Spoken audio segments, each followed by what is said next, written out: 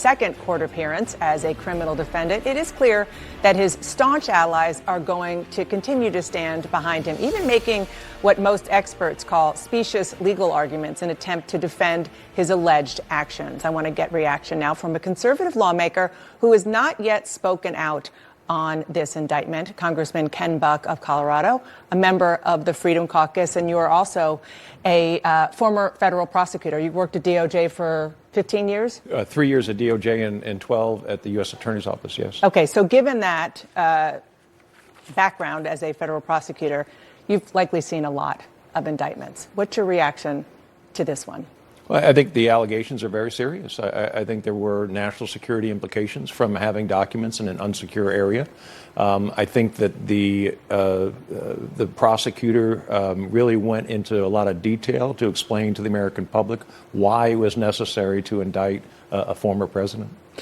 I want to read to you something that actually a few quotes from some of your colleagues on Capitol Hill. Speaker McCarthy said the indictment was, quote, brazen weaponization of power. Majority Leader Scalise called it a sham indictment. Majority Whip Emmer said it was the ultimate abuse of power. What do you think about that? I think there's a problem that we have with this particular case, those of us that are on the right, and that is there equal treatment under the law? There's no doubt in my mind that there are allegations of criminal conduct. I'm not going to say that he committed a crime until he's convicted of committing a crime. But I do think that there were allegations of criminal conduct in other situations where where charges could have been brought against Hillary Clinton and others. That doesn't excuse this conduct, but it certainly raises questions about equal treatment under the law. That's my only concern here. I think this case will go forward.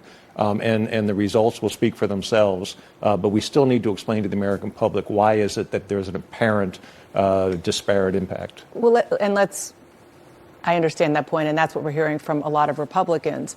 But let's stay on this case, sure, because he's going to be arrested and arraigned momentarily. The former president just posted on his social media, Truth Social, about Jack Smith, the special counsel, saying he's a radical right lunatic and a Trump hater, as are all his friends and family who probably, quote unquote, planted information in the boxes, quote unquote, boxes given to them. They taint everything they touch, including our country. Is that appropriate? Well, we're going to find out if it's appropriate. I'm sure that's part of the defense, and the FBI is going to have the burden of showing a chain of custody for all of this evidence. I think it's very unlikely that when the FBI is involved in a high-profile case like this, that they didn't dot every I and cross every T in making sure that they have that chain of custody, that they can show exactly where they took something. There'll probably be pictures. They can show that they put it in certain envelopes. They sealed those envelopes, and that's what's going to be presented at trial. Given your experience, I just kind of want to take a step back and look at sort of the process here. You know, we've heard Republicans, I understand what you're saying is that there are questions about equal treatment under the law. But putting that aside, just on this particular case, do you have any reason to believe this was done in any way other than by the book?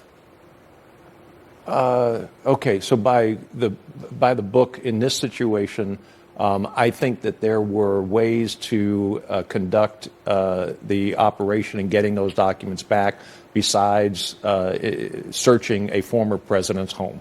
I think there were avenues available. How would you have done it if you were the prosecutor then, after 14 months of asking and then, of course, seeing the surveillance tapes that showed even after a subpoena, they didn't get, the former president defied a subpoena according to the surveillance and tape. It goes beyond that. He hid documents, purposely putting them in a shower, purposely putting them on a stage. So there clearly is an intent to hide. There was an intent that he knew it. He talked to his attorneys about these documents. No doubt that it was a difficult situation. It's just the precedent from my position, my view of searching a former president's home that is just unseemly in this country. I don't know what the answer is, whether there were alternatives or not. Mm-hmm.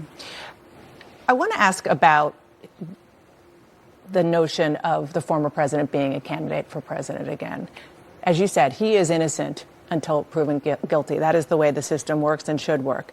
But given the allegations, you just discussed some of them, the specifics of the way he allegedly mishandled classified information. Would you feel comfortable with Donald Trump as president again? Well, I would not feel comfortable with a convicted felon in the White House. So we'll see how the case plays out, and we'll see how the evidence is presented and what the defenses are. But let's just look at Donald Trump's words in 2016. He said that Hillary Clinton was unfit for the White House because of the way she handled classified information.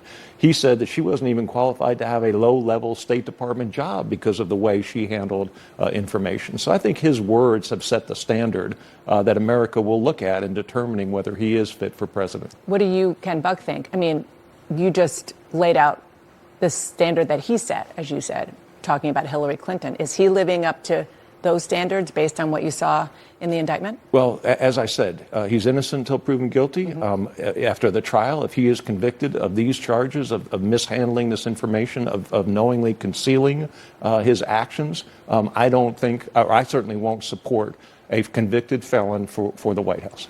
One last question. Before we get to that point, there's a very active Republican nominating process going on for president. Are you worried about nominating him, considering the fact that he is very far out ahead of everybody else right now, and there's no indication that this particular case, at least in the short term, is going to change that? Are you worried that nominating him could mean losing the White House? Well, first of all, I think it's natural that a former president would be far out in front of others. Secondly, both parties worry me at this point in terms of the nominating process and how they're going about it. But yes, I think if this president has another criminal case that is coming down, he may be facing 3 indictments and 3 separate trials going through the process. It's got to be distracting. It's got to be something that is going to weigh on credibility for those voters in the middle who really make the final decision in elections. Congressman Ken Buck of Colorado, thank you so much. Thank you. Appreciate your time. Thank you. And just moments ago, a team of police officers on motorcycles arrived at Donald Trump's property in Doral as he